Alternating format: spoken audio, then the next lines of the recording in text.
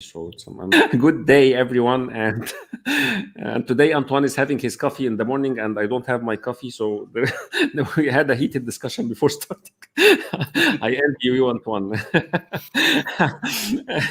Thanks for being here again, and being this is our fifth episode, and we're talking today actually about the managers from managing tasks to managing people, and this is our second episode in that. And here, I believe we closed the last session about the need of people for psychological development, skills development, social development, team dynamics, and the coaching role of the manager, in the people development. This is too technical. I didn't yet hear your voice, to salute people and actually, yeah. So, welcome, Antoine. Yeah. Thanks, Sharaf. It's good to be back. Glad to be part of the conversation again today. Thank you for being here. And so, where do you like to start today? Talking about the people development aspect and working with, development needs of people and how managers shift and this transformation, what it takes to happen. Yeah, I'd like to suggest that we start with a recap from our last conversation, because what I'd like to propose is that we continue the conversation, because I think it could almost be a multi-part series, because there's so much to unpack when we do this, right? For me, when I'm working with leaders and trying to shift this mindset, it's actually a 3-part series that I do in terms of workshops. And so, the first part is a reminder for those who may not have seen our last episode. And we talked a lot about last time in terms of shifting a manager's perspective or mindset from the perspective of, I love to be an expert and I was really good at my job, to now I am not a deliverable of tasks, I am a manager of people. And so, we talked about, let's make sure that as a leader, you actually want to lead people and not necessarily, become an expert. And the challenge is, most people want to be, that I've seen in terms of a pattern, is that most people actually want to be experts. They don't like the day-to-day management of people.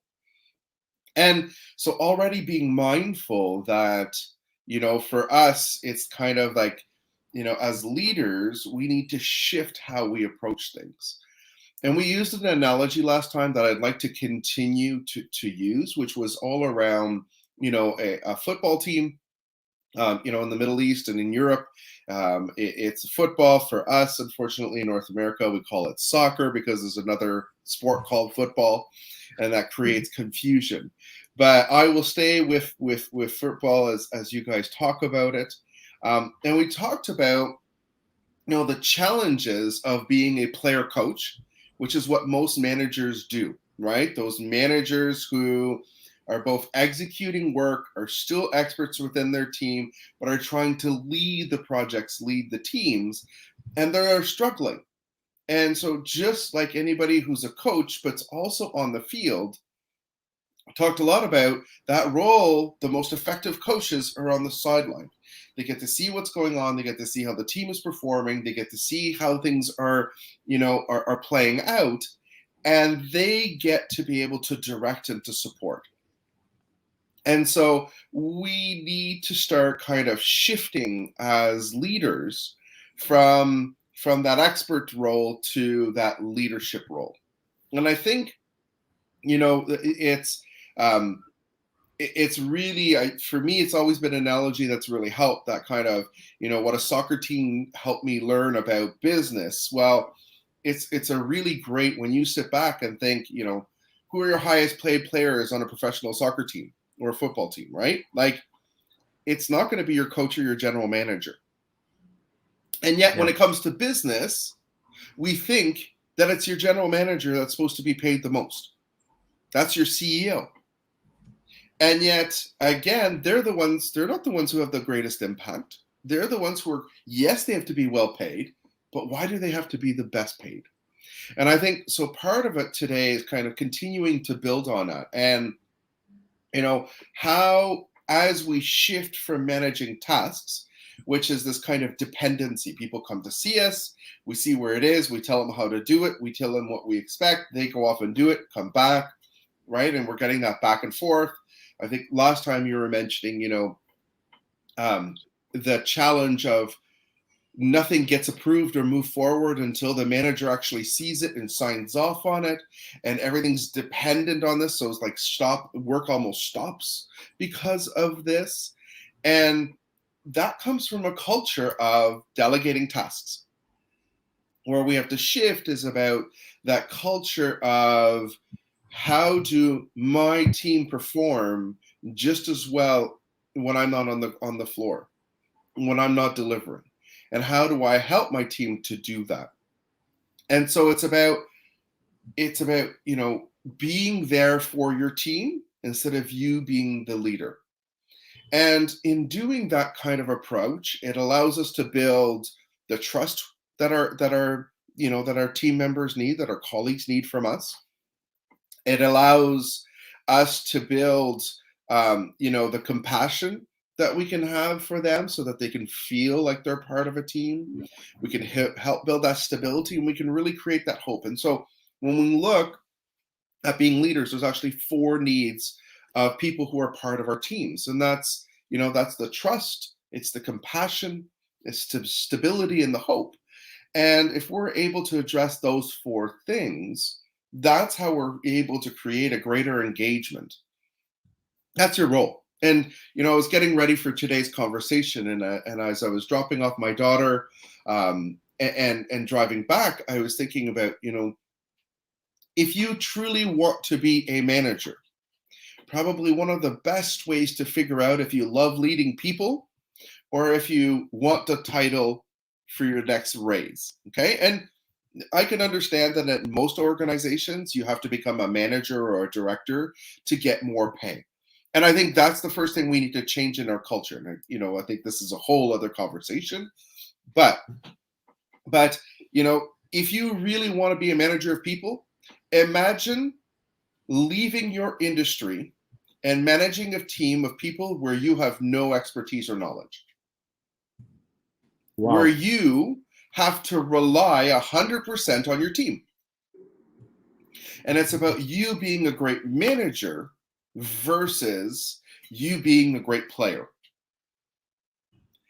And for sure that having the understanding of the industry, having an understanding what you're doing, facilitates your support.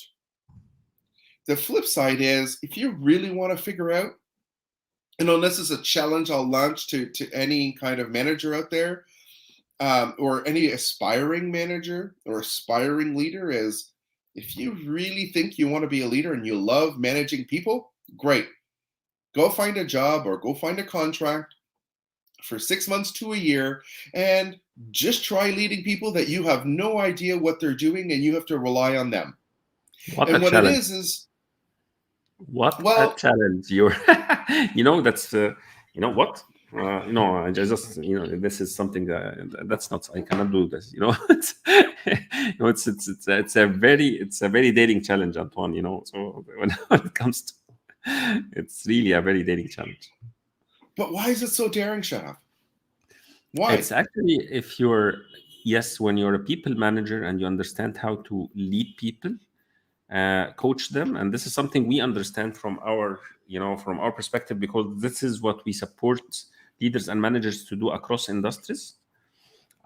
Because I came out from there, it's very scary to lead others who are actually who I don't know what their tricks and treats are, what their actually the secrets of trade. I don't want to be actually having any faults, any mistakes. I don't want to actually have the one that I'm managing giving me some hard time in things that I don't have knowledge about, because they are more knowledgeable than me. Then they will beat me at any political power play that we will have, because their experience is power to me. It's a threat.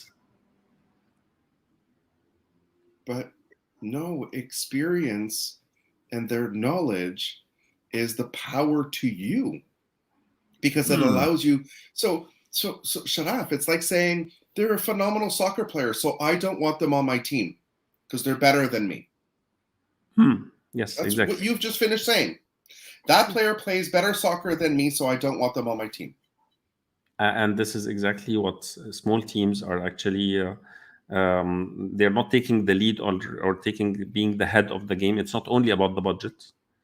It's also about Mm. the insecurities.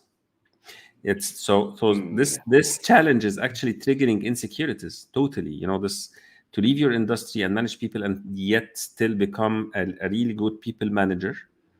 It Mm-hmm. needs a lot of inner work, and this is what I'm really pointing out, Antoine. It's very dating. When I'm coming from there, especially in low trust environments, where actually knowledge is power, where experience is power, where everybody is hoarding power for themselves to prove their territory in the organization. I believe Mm-hmm. this is a real challenge. A real, if this is the culture that you're coming in from. But Sharaf, I think our conversations are about addressing the fact that this isn't working. These Yes. cultures aren't retaining their staff. Mhm. They're not getting the results they want, or they're getting half decent results, but they're like, we could be doing much better. They're most of the people aren't happy going into work. Mhm. And so really at this point, would that not be the premise that might cause a problem? That the question becomes almost, I have to trust my team to deliver. What I have to do is spend the time to build the trust so that when they're on the field, right? To come back to the analogy, when they're on that field, I have to trust them because I'm not on it. They're gone for the game for the duration of the match.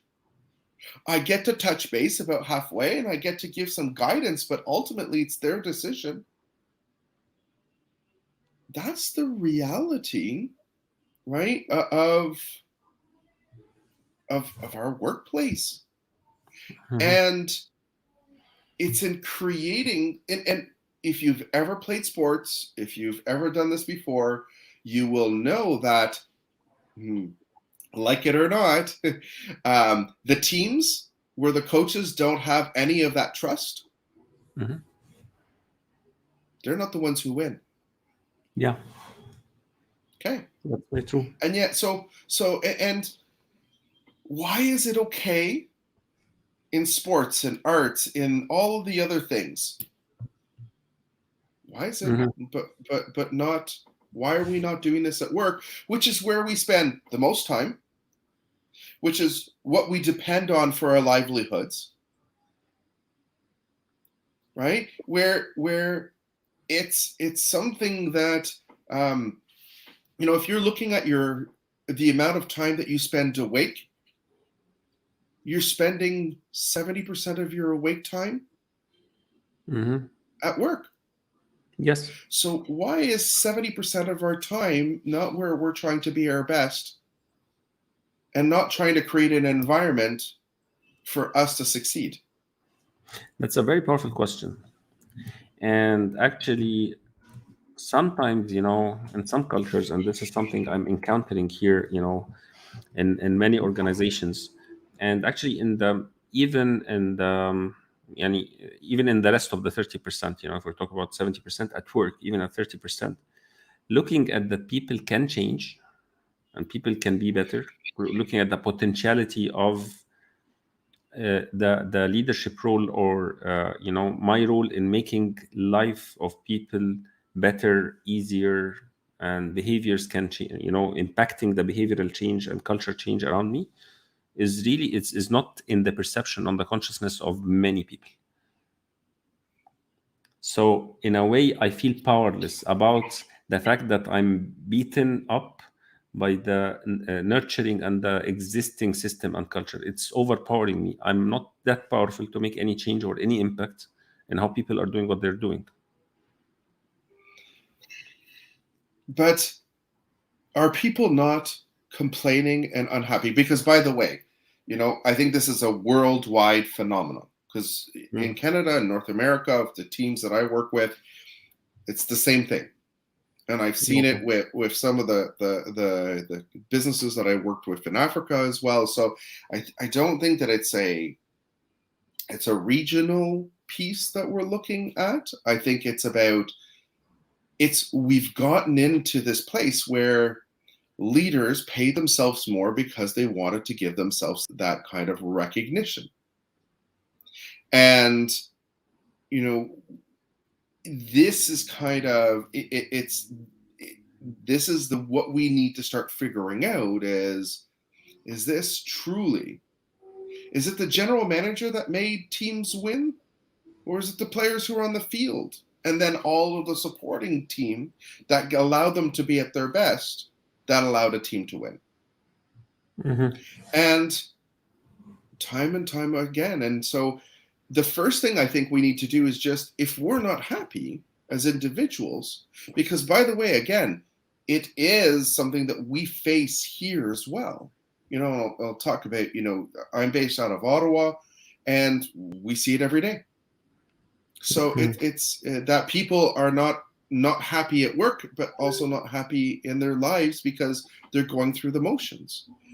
And I think the pandemic has put a highlight on this isn't working, which is, I'm really glad we're having this conversation, because the pandemic kind of said, well, we've been trying to do it this way and it hasn't been working. Well, then how do we change this conversation? Yeah. And the conversation needs to come from shifting the way that we look at things. And don't worry about right now, don't worry about changing the culture. Change you. Change you as a leader. Because leaders are the ones who have the greatest impacts. May you have a title or not have a title, and that's a whole other conversation. But it's the people who are leading, it's the people who are daring, it's the people who want to initiate change that are able to do it. And if you start connecting with people who believe what you believe, who want the changes that you're changing, and see that you can do those little incremental changes, imagine how powerful that becomes. Now there's 3 other people who are having the same conversation as you. They talk to people, and now all of a sudden you're right. You're now at 5 or 7, and then you're at 15, and then you're at 30. That's how a movement starts. Wow.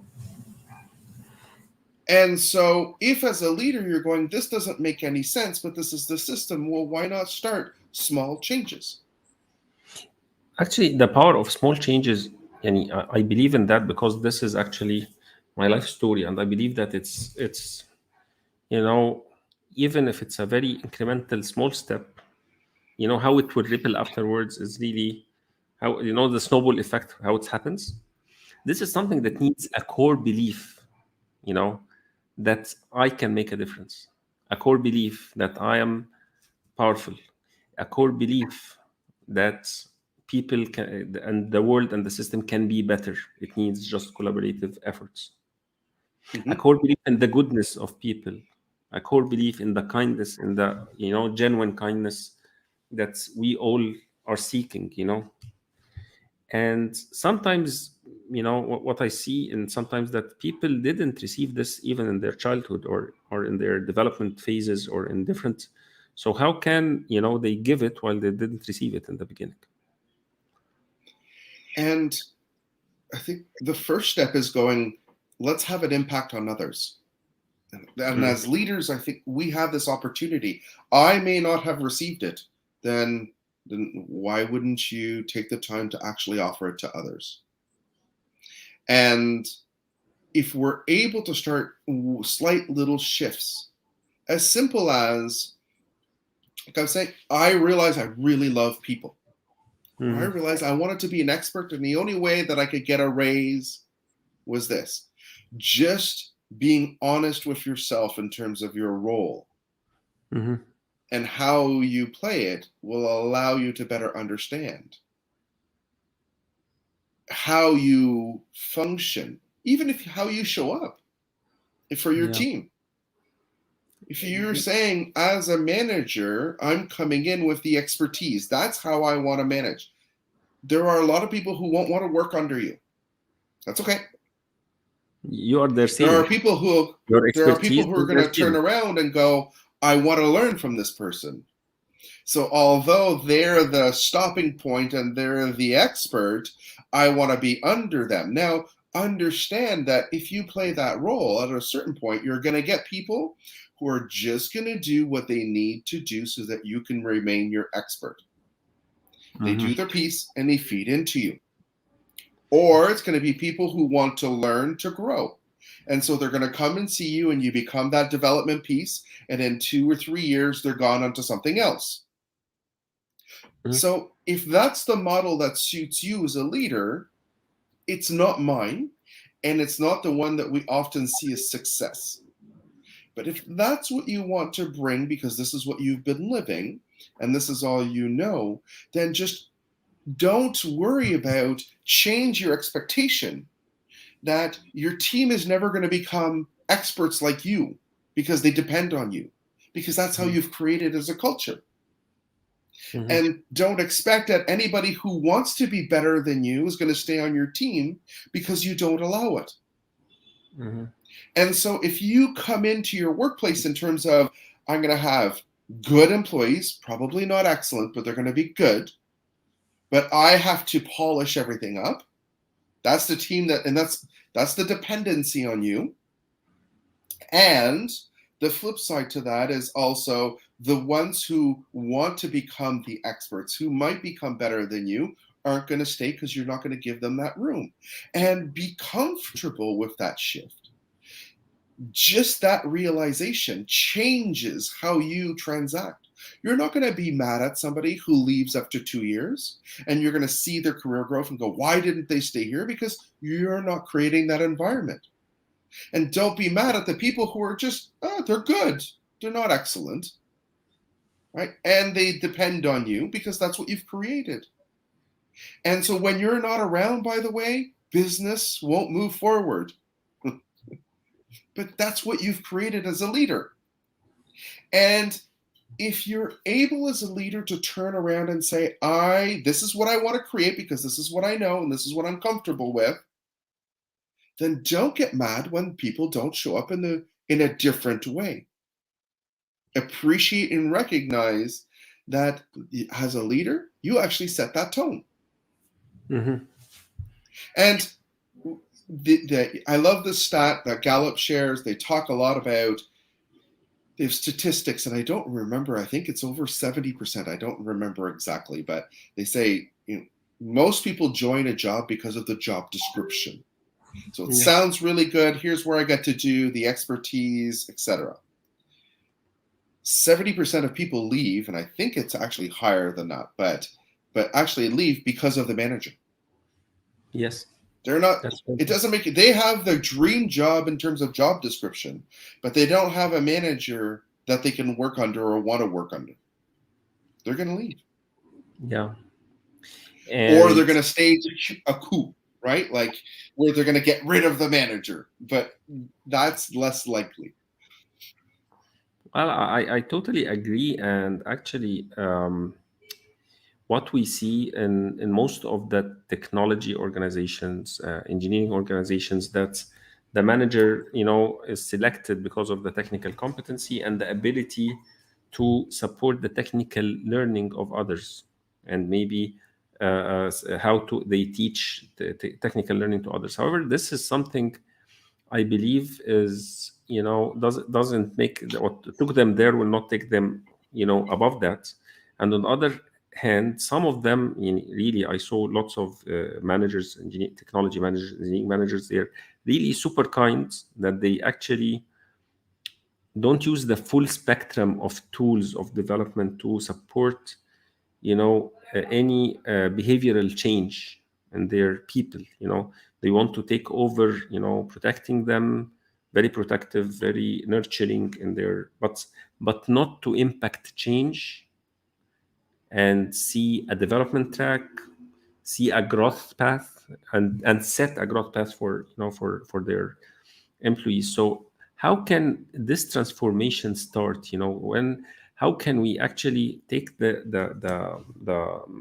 managers from managing tasks and making sure their people are doing the tasks correctly and doing whatever it is requested from them, into being people developers with this mindset, without these beliefs, without these fears, and actually opening the potential of themselves and others, and accepting this daring challenge you put in the beginning, like try being a manager in a team that you don't understand anything in another industry or another sector. So to be fit for this challenge, what are the transformations that managers or leaders need to be put in, and how can they sense the value of this behavioral change and impact? Well, the if I understand correctly, what we're trying to see is, if I were to accept a challenge, how do I get ready to kind of Yeah. try to live that challenge? And the biggest challenge is, how do I get to know my team? How do I get to know who's bringing what, and who's the expertise, and who's boasting, right, and saying that they know more just because they're trying to position themselves, versus and who's not, who's trying to undermine me and who isn't. All of those kind of questions, which is the human component, which is about communication, it's about emotional intelligence, it's about it's the knowledge about how to be, instead of the knowledge of how to do. And I know I have to know how to be there for my team. I know I have to understand, how do I get them to trust me? Mhm. Because if they're going to share their information with me, if they are going to believe that I'm going to be there for them, even if I don't know the industry, how do I get my team to know that? Because that's my Yeah. role. Yeah. My role is, the first thing a manager needs to do is to build trust. Now, if you're coming from an expertise role, oftentimes you build a certain level of trust because you bring that knowledge of the job. Yeah. And so I can trust that if I have a question or a problem, that because you have the knowledge of the job, then you could probably help me to navigate. The flip side is, if you have no clue what they're doing, your job is to help them find a solution without you being the solution. Mhm. Who could be an expertise? Could you hire somebody to come in for an hour as a consultant to give them the expertise that they might need? Do they need to be trained up? Is there somebody else on the team who might have the information? Are there other teams that might have that information? What it does is that it stops creating you as the point, but you as the catalyst and as the support. That's the shift that I think that anybody who wants to become a great manager needs to start understanding. I need to be able to engage, motivate, excite the people who are in front of me. And I need to be able to feed into them, not them into me. And that's the shift, I think, for me, that we need to start considering, which is going to help us transform from that boss of tasks and that expert of tasks to that shift of a coach of people, a coach of a team, a coach of having others who need to have that result or that success. Yeah, I believe that what you're saying here is really needs a lot of belief, a lot of fears to deal with, connection with power, and many things. It has to be actually, and believing that this will actually work in the end. And seeing results, maybe micro results in the beginning or something. So I believe that we are now on the top of our 30 minutes, and always the discussions with you is never ending and always that interesting. Thank you, Antoine. Today, this really challenge was a very daring challenge. It's really intrigued my mind, and actually, I'm still, seeing, the dragons actually coming up, especially for those who are not in a, who actually consumed most of their 70% of their life in the technical work and the technical deliverables and the task delivery, and don't really look at the humanitarian part of, what they're doing, and the essence of connecting with people, to get things done. In a way, would you like to maybe wrap up today's session in a few words or something, or like a message, Mm, nailing message? yeah. I, to me, I think the parting message is continuing that thought process of this can be done. If you don't know how to do it, I think there are a lot of tools. There are a lot of courses. There's a lot of approaches. There's different things that you can do to be able to learn. If you've never played sports and you want to learn what it means to have to guide people and give them, become, help becoming a football coach for youth and help them, and understand that being, you are directing, but that's about all that you're doing. And it's I love that experience. But I think go out and get that support. um, don't try to do it on your own if you're not used to doing this. So you can have conversations as to this is what I'm actually struggling with, and it all starts with your own self-awareness. You need to understand that this is what you're bringing to the table. So the the first part is it's scary. It is. It's okay. And if you don't want to admit it to your bosses, to your colleagues, admit it to a coach or to your mentor or to your advisor, and have that conversation to go, yeah, I'm outside my comfort zone. But once you start doing that and going, how am I going to transform myself? By the way, the more you start being self aware and the more you start making that transformation, the more you're going to start seeing your own team do that. And that is where you see the power of change. Yeah. Stop doing what you've always done, because chances are you're not getting the results that you want This itch because that of the way happens, that you're doing it. you What? know that that itch that I wanna yani, show them how they they they shoot the ball. Yeah, I took it and I mean, more. like, Sharaf, Yeah, to me, it's about reach out to Sharaf and have that conversation, right? yeah, That's why there are coaches. This is why, there are people who are there to support, and that's an investment in yourself. It's an investment in making sure that you can be at your best and also your team. And so that's really, so I think that's what I would wrap on for today. so thank you, Antoine. So what would you, if somebody wants to connect with you, Antoine, for this and actually refer to your work, what how can they actually reach you, and what do you offer for them? So I offer courses as well as one-on-one coaching. The courses are just some standard practice in terms of giving you a lot of information and setting that right mindset. The coordinates are on the ticker right now, so feel free, email, or even reach out through WhatsApp and let me know. Let's have a conversation. Video calls are my preference.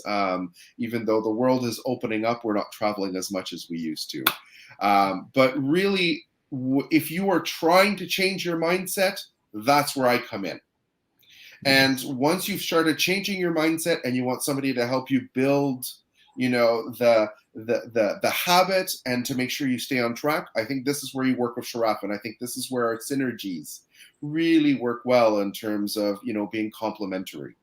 And I think it's a kind of that stage process. So that's kind of where most of my clients come to see me, and they're going, what we're doing hasn't worked, and why is it not working?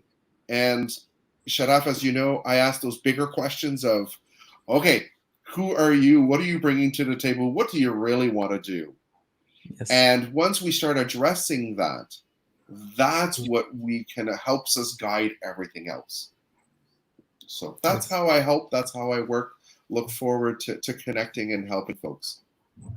Thank you, Antoine. That was really generous of you actually to mention me in your message. Thank you for that.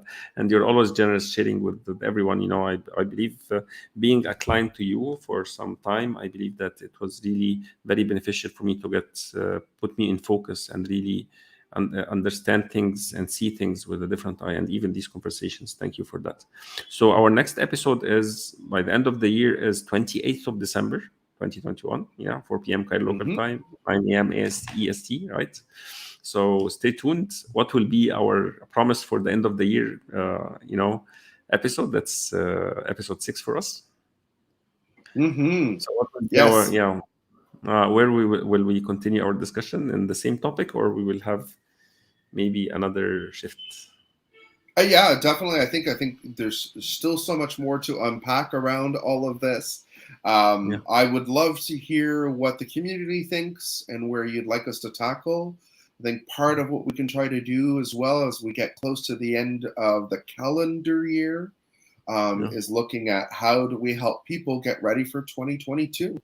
And as we transition of still pandemic, but opening up a little bit more in a lot of places around the world, I think we can go there. But I think it'd also be interesting to see if there's any questions that we can address to help wrap at the end so that we can help those people who are making that transformation. So I'd love to hear from folks as well. Thank you for that. That's amazing. And thanks everyone who is watching us. And this is a real, these are real gems that what Antoine is bringing to us here and in these episodes. And watch us for the next episode on 28th of December. And please send your questions to me or to Antoine to actually unpack them while we are closing the calendar year 2021. Thank you, Antoine. Bye-bye, everyone. Thank you. Thank you.